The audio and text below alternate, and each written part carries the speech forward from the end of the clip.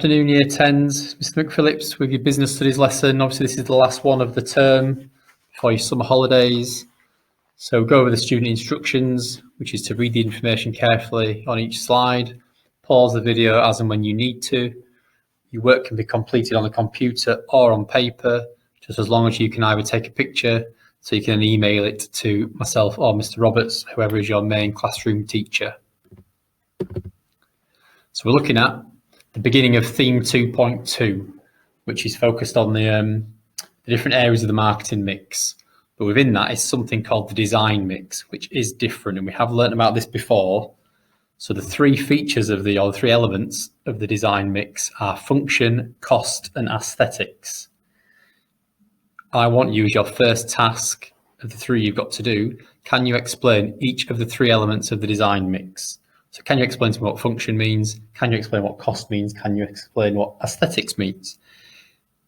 If you can't do that, pause it, go and do a little bit of research, have a look in whatever books you've got, have a look online, try and find me an explanation of each of those three things, but you should be able to do it.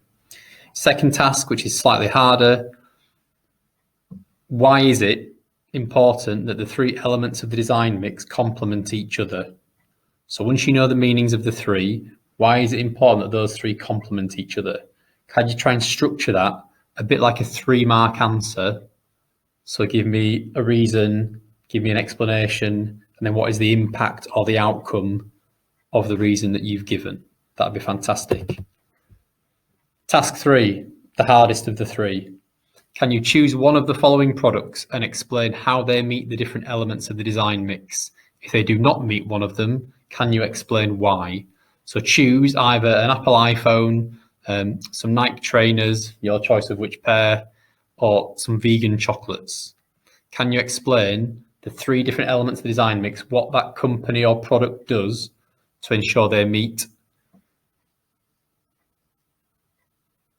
what the customer is wanting?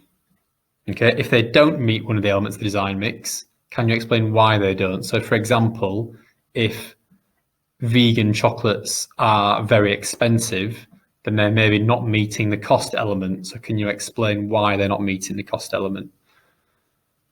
Keywords try and include in your answers, if possible, are the marketing mix, which is different, don't get them confused, aesthetics, which is a bit of a new word, and the word viable.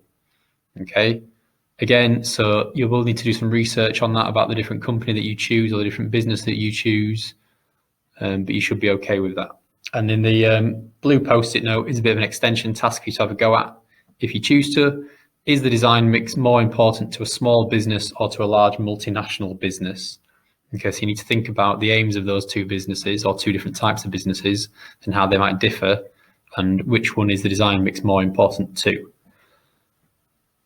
All your answers, jot them down on paper or on the computer, send them to me or Mr. Roberts, and we'll try and get the feedback to you before the end of term if possible.